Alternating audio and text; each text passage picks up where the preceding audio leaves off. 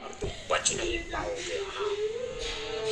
एक रात जब वेंडी अपने परिवार की कहानी बताने लगी, तब पीटर को एहसास हुआ कि वो और उसके भाई परिवार को कितना याद कर रहे हैं। इसलिए उसने कहा कि अगर वे चाहे तो वापस जा सकते हैं, पर वे रहना चाहे। यात्रा के लिए पैकिंग कर रहे थे तो समुद्री डाकुओं ने उन पर हमला किया।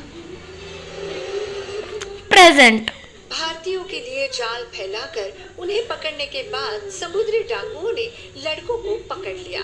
पीटर पैन घर पर सो रहा था और लड़कों के साथ क्या हुआ इस बात से अनजान था। कैप्टन हुक ने उसे सोते हुए देख लिया था।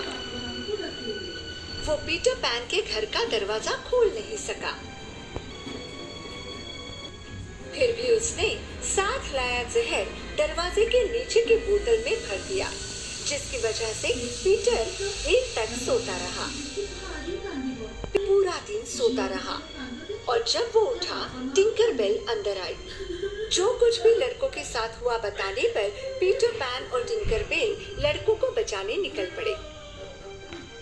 जब वे समुद्री डाकुओं के मुख्यालय हैप्पी रॉक पर पहुंचे, उन्होंने देखा कि पहरेदारी पर कोई समुद्री डाकू नहीं था। जब वे चट्टान की दूसरी तरफ गए तो वहां का नजारा देखकर चौंक गए। वेंडी, जैन, माइकल और खोए हुए लड़के सभी खंभों से बंधे हुए थे और कैप्टन हुक हाथ में जलती मशाल पकड़े हुए था। हमारी आखिरी इच्छा क्या है? वेंडी, जो सबसे बड़ी थी, उसने बोलना शुरू किया। प्रिय दोस्तों, मेरे आखिरी शब्द वो होंगे जो तुम्हारी माँ ने बताए होंगे। अगर आज वो यहाँ होती तो कहती कि डरने की कोई बात नहीं और निडरता से अपनी मौत का सामना करो। साहसी बनो, दयालुता हमेशा जीतती है, हमेशा। वेंडी के शब्द सुनकर कैप्टन हुक को बड़ा गुस्सा आया। वो उसे नाव पर ले आया और उसे एक बड़े खंबे से बांध दिया। इसी समय पीटर पैन और टिंकरबेल लड़कों को वहां बचाने आ पहुंचे। इसी समय भारतीय और उनके प्रमुख भी वहां मदद के लिए आ पहुंचे।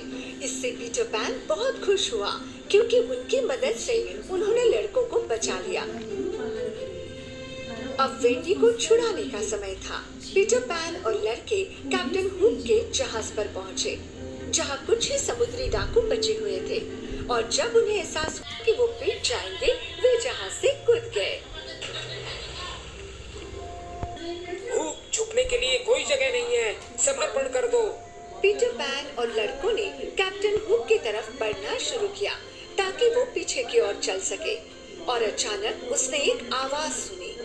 वो आवाज जिसका उसे सबसे ज्यादा डर था। डर के मारे कैप्टन ने जब पीछे मुड़कर देखा तो मगरमच्छ उसका पानी में गिरने का इंतजार कर रही थी। पलक झपकते ही वो नाव की दूसरी ओर भागा और पानी में कूद गया। जितनी जल्दी हो सके उसने तैरना शुरू किया। पीटर पैन और लड़के हंसने लगे। उस पल से हुक का जहाज लड़कों का था और उनके कप्तान पीटर पैन थे। हम आपके आदेश के लिए तैयार हैं, कैप्टन पीटर। चलो चलते हैं।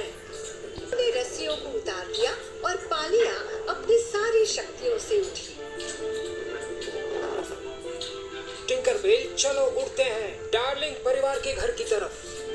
बच्चे ये सुनकर बहुत खुश हुए। वेंडी, जैन, माइकल अपने माता पिता के पास जाने वाले थे, जिन्हें वे बेहद याद कर रहे थे। जब टिंकरबेल ने परों की धूल झटकी, अचानक जहाज हवाई जहाज बना और आकाश में उड़ने लगा।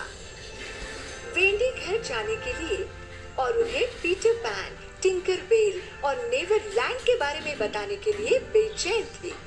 उस दिन से नेवरलैंड उनका दूसरा घर था और पीटर पैन उनका सबसे अच्छा दोस्त।